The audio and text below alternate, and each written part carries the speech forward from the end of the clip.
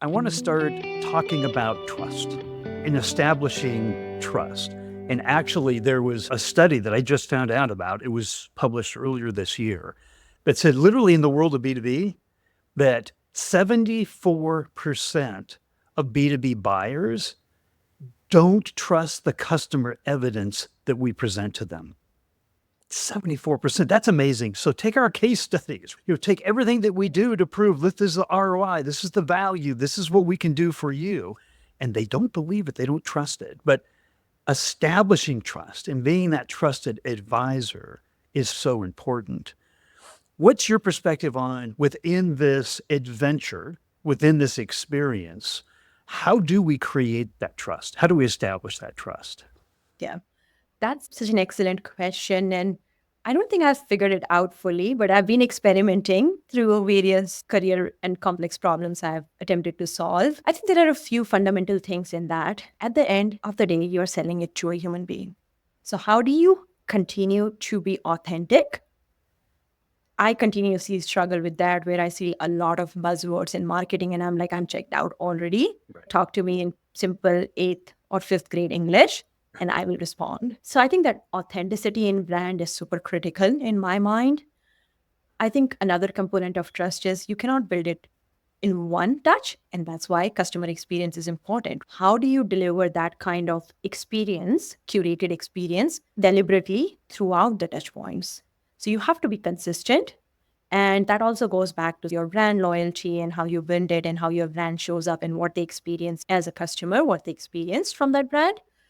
But I think that's another important thing. How do you talk about it authentically? How do you talk about it consistently and then deliver?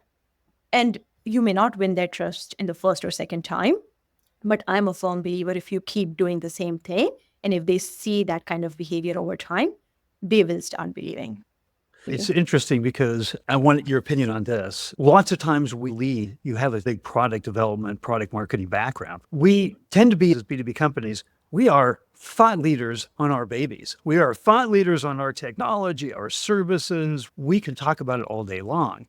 That is not what is going to spark conversations and interest and authenticity and trust. And so it's hard because thought leadership and establishing that means you need to talk not about like this is how we relate to everything that is the challenge that, our buyers have. We need to be talking out here. And it's hard to do that. It's hard to be that kind of a thought leader. I want to know your opinion on that. I agree. And it's also hard to justify that ROI because when you are up here, it's hard to connect it directly to your business outcome. When you will see outcome is when you bring them from here to here along with you. And that's when there's a sale happening or progressing in the funnel happening. But I think I completely agree. I think that's a challenge we have as marketers. But then I flip that narrative and think about how do we create that surround sound? And going back to trust, what are some of those channels that you can use and leverage?